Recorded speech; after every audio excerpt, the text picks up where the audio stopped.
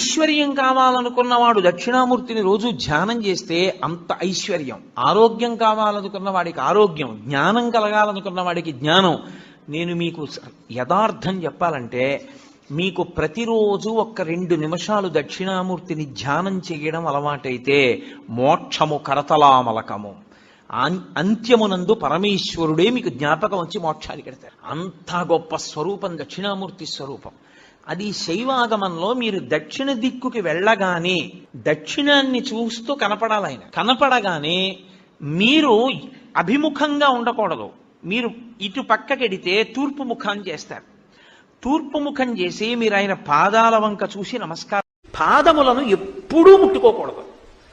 ఎవరికైనా పెద్దలకి నమస్కారం చేసేటప్పుడు వాళ్ళ పాదాలు ఏ కారణం చేత ముట్టుకోవడానికి వీల్లేదు, స్పృశించకూడదు.